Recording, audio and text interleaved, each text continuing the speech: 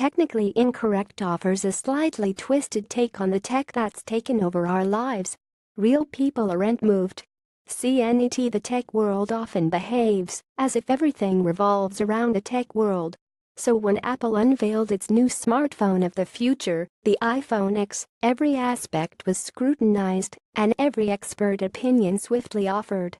What, though, do real working people think it'd been moved to this radical thought by Apple CEO Tim Cook protesting that Apple doesn't just make phones for rich people?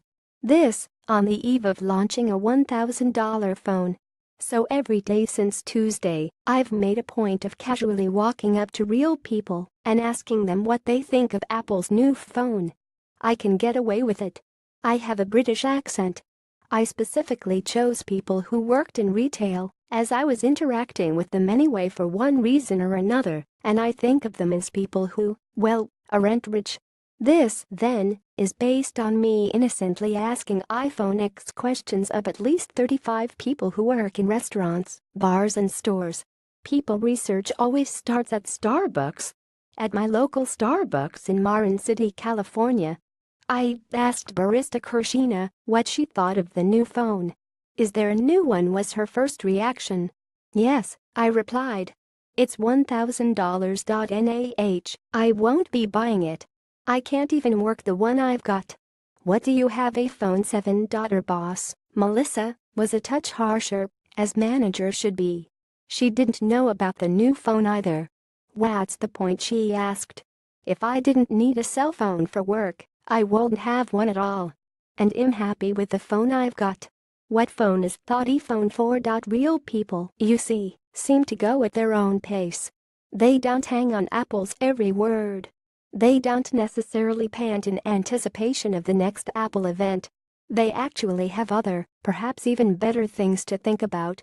Heading south, I went straight from Starbucks to the airport. I had to be in Southern California. But as I carried on asking the question, it was clear that iPhone X simply wasn't at the top of most people's consciousness. This, from my server in a restaurant in Santa Ana. "There's a new one."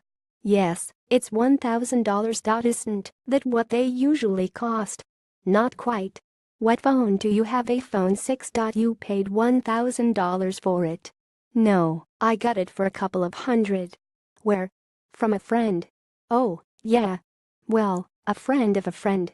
So the iPhone's good with my 6. It was odd how many people weren't even curious about what the new phone had to offer. To them, it was a low-interest item.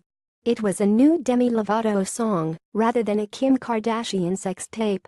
Those in the know aren't moved either. I ventured into a Target in Brea, California, where I had a fascinating conversation with a couple of people in the electronics department. Naturally, they knew about the iPhone X. One told me he had 2 iPhones. "I have an iPhone 6 that I take to work and a 7 that I keep at home." "Why do you have 2? "Well, I keep dropping them. And the 6 doesn't have great battery life. The 7 does. I use my phone a lot more at home. And the 6's okay. But not for $1,000. I might get an 8 though." Even those in the know didn't seem excited. It failed, didn't it? In a restaurant in Yorba Linda, California, I asked just about every member of staff what they thought. Many expressed benign indifference. Samsung owners snorted. "I don't like iPhones," a Samsung Gowning server told me. "Why not?" "I can't personalize them." "So do you personalize yours?" "No, but I could." Was he impressed by the X? "Nothing exciting," he said. If people had heard something about Apple's event, it was that the Face ID presentation had failed. Apple disputes this. "Apparently, the Apple guy looked at it and it just didn't work," one busboy told me. But it was a server, the mother of 3 adult children, who told me that she knew about the X and Face ID freaked her out. "I won't feel safe with that. I think it's a way for them to follow us around," she said. She has an iPhone 6. She's happy with it. "My 3 kids all have 7s, she said. Mom added that her daughter had manipulated her 6 somehow so that they won't follow her around so much. Not a perfect, not one person that I talked with waxed lyrical about the smartphone of the future. It was pretty much what I expected, one restaurant server said. I blame the tech press.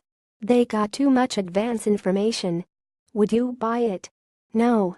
I'm happy with my 6. Indeed, a surprisingly large number of the people I spoke with had an iPhone 6 or 6 Plus and were very happy with them. Some expressed the idea that if a phone suited their needs, they weren't interested in a new one. The X wasn't, to them, different enough. Perhaps it reflects the fact that phones really have just become utilitarian objects. Of course, in time, as the iPhone X emerges into human hands, perhaps many of the non-rich will be placed under its spell. Perhaps they'll covet it and adore paying for it in installments. My entirely non-scientific research, though, suggests that real people have no idea what all the fuss is about. They're not resentful, just faintly indifferent. It's quite refreshing.